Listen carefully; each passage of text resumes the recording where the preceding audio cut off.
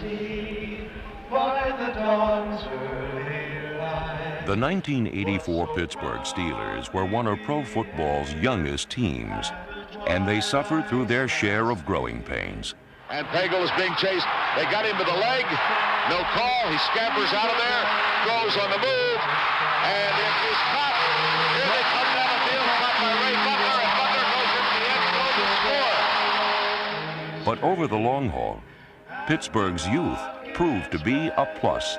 Who slips, sinks, Kansas City ships the #1 draft choice. And their experience made the difference. I mean, Stallworth just took him to the cleaners on this one. It's amazing.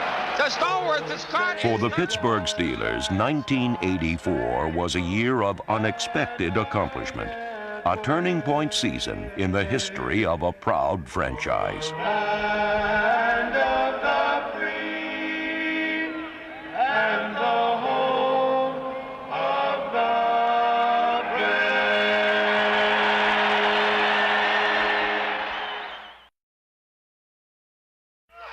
Two tight ends.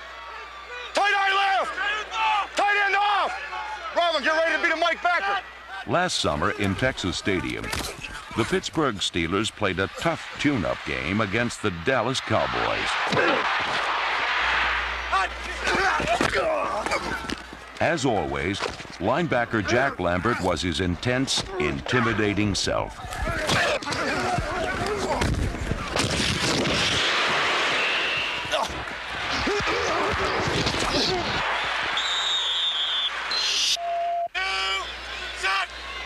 Double wing, Larry. Ace. That'll cool your ass off. But on opening day, on Pittsburgh's very first defensive series, the unthinkable occurred. A dislocated toe sidelined the greatest inside linebacker in football.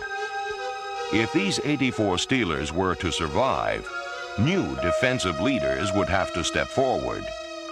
Ferragamo firing upfield. Picked off. Washington at the 11, down to the 5, end zone, touchdown Pittsburgh. Third-year cornerback Sam Washington answered the call. Through the season's first 5 weeks, Washington intercepted 6 passes, 2 of which he returned for touchdowns. Rookie Chris Brown answered the call, splitting time with Washington at the right corner.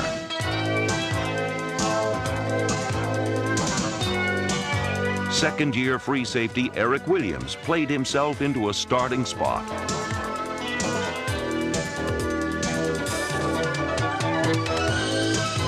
Veteran strong safety Donnie Shell led the team with 7 interceptions, giving him 43 for his career, the most among all active players.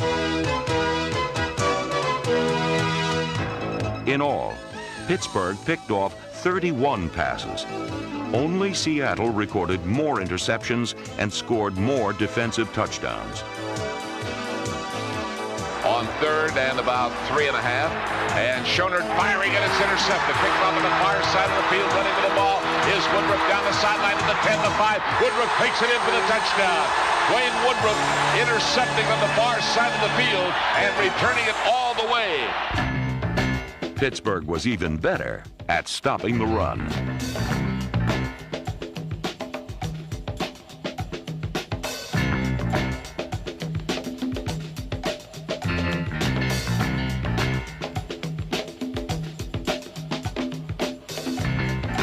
No team in the AFC allowed fewer yards per rushing attempt than the 84 Steelers. Year in and year out, Pittsburgh plays the run as well as any team in football. 1984 was no exception. Pitching the ball to Moriarty. Moriarty hit and fumbled. Ball is scooped up. Hinkle picks up the fumble, and he's over to 15, the 10, the 5. Hinkle goes in for a Pittsburgh touchdown. Their success began with nose tackle Gary Dunn, who shoved aside the best centers in the game. Behind Dunn were a pair of rookie inside linebackers, despite their combined 10 years experience. David Little spent 3 seasons as Lambert's understudy. Robin Cole worked his first 7 on the outside. But together on the inside, Little and Cole worked in tandem to snuff out enemy ground attacks and performed so well together that Robin Cole was elected to his first ever Pro Bowl.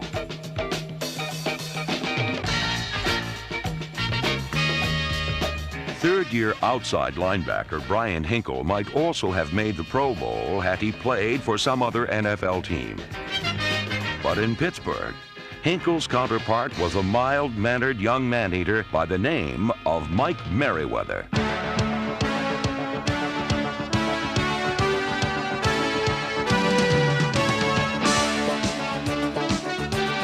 Number 57 made good things happen.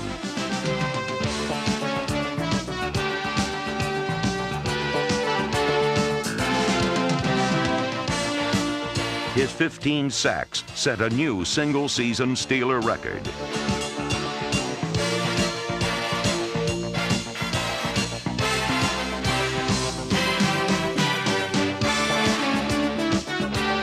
He was the Pied Piper of Pittsburgh's pass rush, blazing a trail for linemen John Goodman and Mark Catano, Edmund Nelson, Keith Willis, and Keith Gary.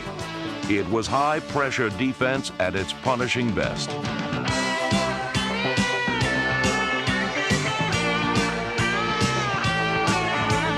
Yes, when Jack Lambert was injured, the entire Steel Curtain answered the call.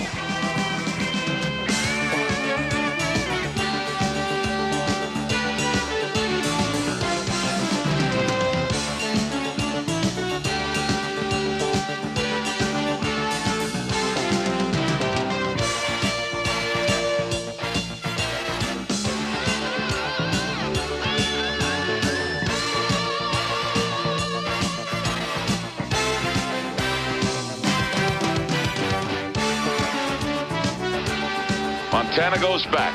Montana firing out to the far side. Picked off over there by Hinkle. He comes down the 45. He's to the 30, the 25. Hinkle is the 15, the 10, the 5, all the way down the sideline to the San Francisco 4-yard line. Only one team all season beat the San Francisco 49ers, and the game's winning field goal from the AFC's leading scorer came courtesy of the new Steel Curtain. Butler, Henry, and Smith all to the left, and Pagel is back. And Pagel is being chased. They got him to the leg. No call. He scampers out of there, throws on the move, and it is caught. Here they come down the field, caught by Ray Butler, and Butler goes into the end zone to score. And the Hoosier Dome is going crazy. Ray Butler caught it. At midseason, the Steelers were 4-4. Not a flag on the play. You couldn't really blame the defense, Listen to the crowd. for it was Pittsburgh's offense that was failing to deliver crucial game-clinching scores. Fortunately, help was on the way. At wide receiver from Southern Mississippi, number 83, Louis Lips.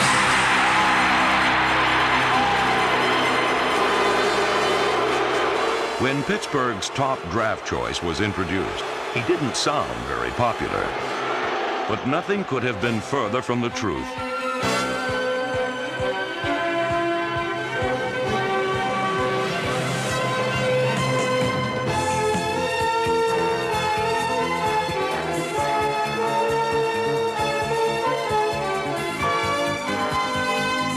Early in the season, quarterback David Woodley discovered that Louis Lips had both hands and a heart.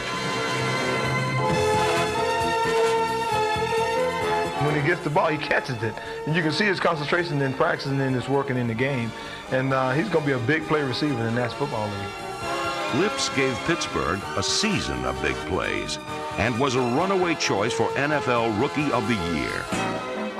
And Lips backs up to his own 25-yard line, takes the ball, running to the left, back to the right, over the 35, the 40, stays on his feet, needs a block, over the 50, the 45, the 40, the 35. He's still going to the 20, the 10, the 5. Touchdown, Pittsburgh. Louis Lips on the return, and he brought it back 75. Lips was the prize of a rookie crop that produced a dozen new offensive performers. At 6 feet 6 inches, rookie wide receiver Ouija Thompson was tough to outjump in the end zone.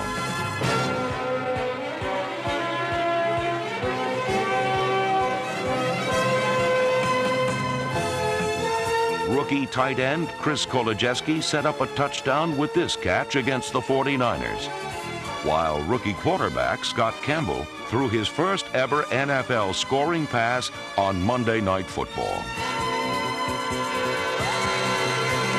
Rookie guard Terry Long became one of Chuck Noll's trap men, opening the hole for rookie Rich Ehrenberg's touchdown in the AFC Championship game.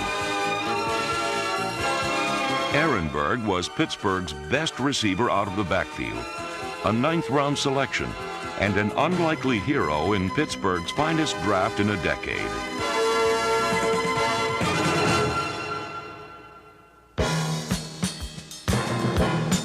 Anchoring all this youth was Pro Bowl center Mike Webster, who at 32 years of age could still blow open a hole for Frank Pollard to score.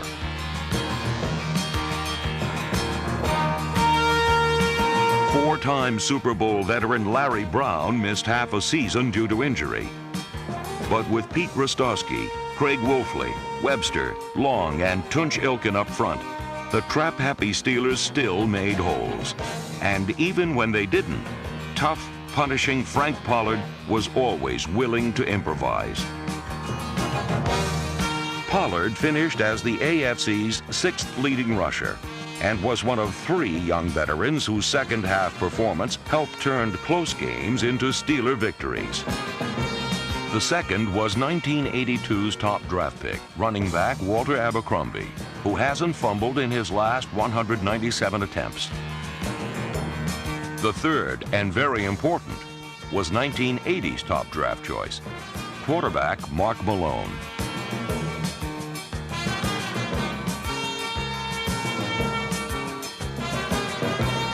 With only a dozen NFL starts to his credit, Malone still draws upon instinct to survive. But he stands tall in the face of the rush and delivers the ball with an accuracy and poise that betray his limited NFL experience.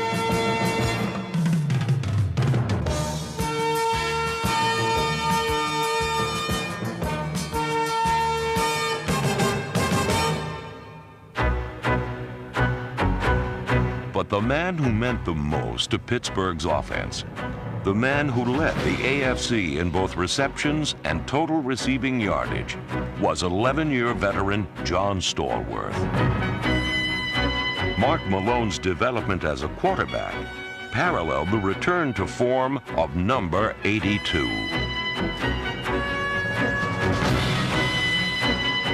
After 11 years, I've seen a lot of different coverages. I don't think they can do a whole lot of things that I haven't seen, and make those adjustments, I'm going to be open. And on every play, I hope. And so it must have seemed to Pittsburgh's opponents. In 1984, John Stallworth became the Pittsburgh Steelers' all-time leader in receptions and touchdown passes.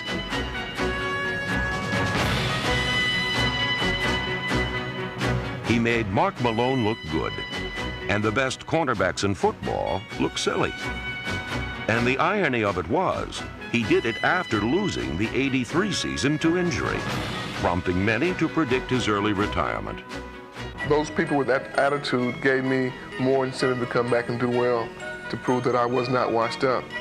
Felt that I still had the ability to play the game, and felt that I was looking at it objectively and saying that. Play fake again, pumps, steps over to the right, lets it fly for Stallworth. Stallworth maneuvers around the defensive back, takes it for the touchdown. Big play. And Malone back there going deep to Stallworth, got him out there all alone. Touchdown, Pittsburgh. Stallworth beating John Turner by about a half mile. Oh, I'm telling you, Turner, he couldn't keep up with that old man, no way. Slowly but surely, the '84 Steelers were developing killer instinct. Yet, after 15 weeks, they still hadn't clinched the Central Division title. One last chance remained, and the Steeler faithful were looking to the Lord for a helping hand.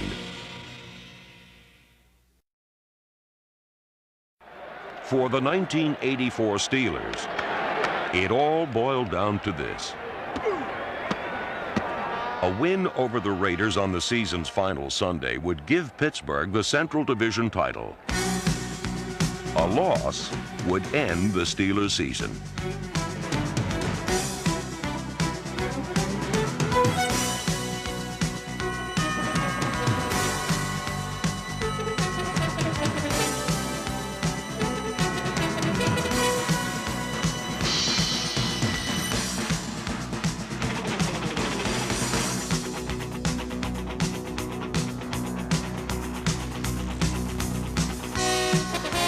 Wilson going deep, got his man out there, and it is intercepted by Donnie Shell.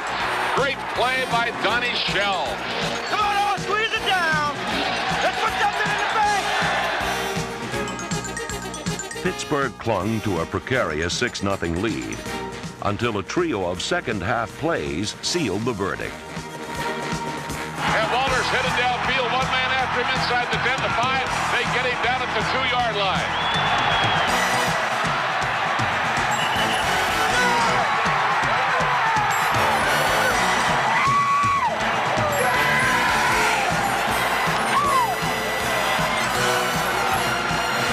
Back, they come after him, they hit him, and they don't get him, and he fires the far side as an intercepted. It is Pittsburgh's ball.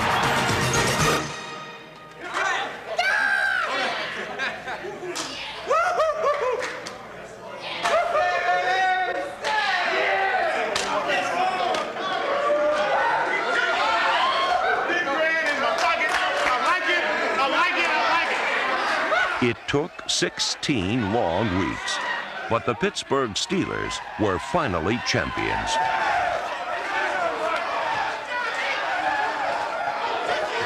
That's right. They said we couldn't do it, huh?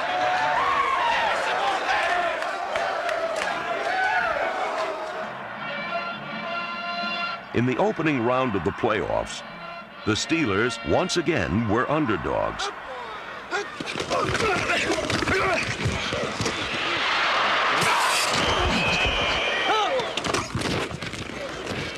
Game! Go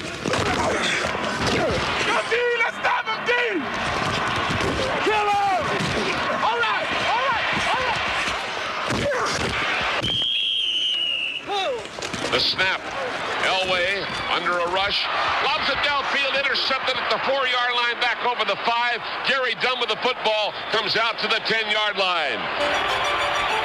And Malone fires it very sharply, and it is caught by Lips. He's fighting his way all the way down to the goal line. Touchdown, the official says. Touchdown, he says. It is a touchdown.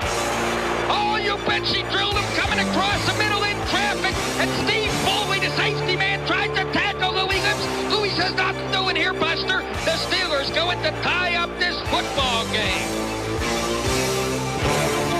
With the score tied at 17, the Steel Curtain shut out the Broncos the rest of the afternoon and evening.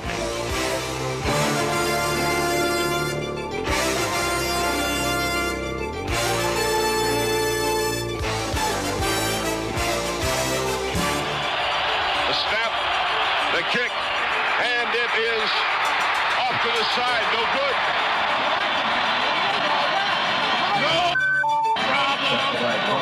No problem. Woods Johnson to the left. A wingman on the right side from the shotgun. Elway drills it down the middle. Picked off. Taken by Williams. He's over the 25, the 20, the 15, the 10. Headed down the sideline. He's all the way to the end zone. And they say went out of bounds inside the 5-yard line. The mighty Denver Broncos were about to be busted. Gives it to Pollard. Pollard fights. He goes into the end zone. Second effort, Frankie Pollard. Touchdown, Pittsburgh. Hit a defensive man. Bounced off of him. Kept digging forward. Went into the end zone. And Pollard is jubilant. We did a lot of things bad. Turned the ball over. Did some things we didn't want to do early. This team never got down. They just kept pumping and going after it. And we won the ball game. And I'll tell you, I love to be associated with these guys. They're super people. Chuck Noll's Super People were now just 60 minutes from the Super Bowl. And only the Miami Dolphins stood in their path.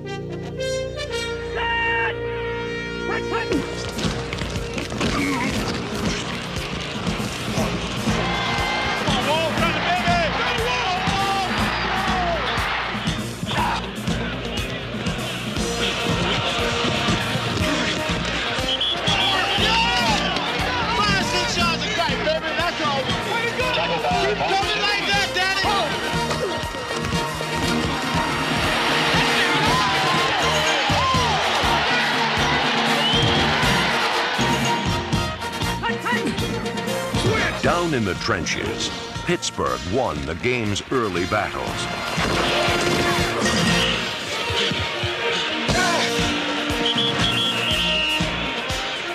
Up in the skies, the Steelers more than held their own.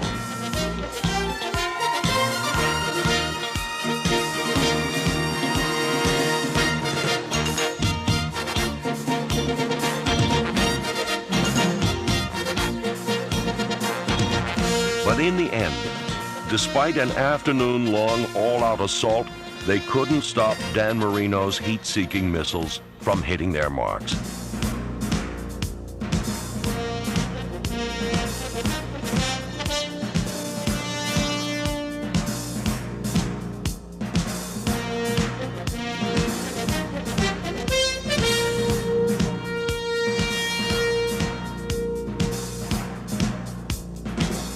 It was the end of the line. But these 1984 Pittsburgh Steelers went down swinging. Wayne Caper's catch closed out a season that Chuck Noll called his finest as a coach. A turning point season in which eager youngsters matured into tomorrow's champions.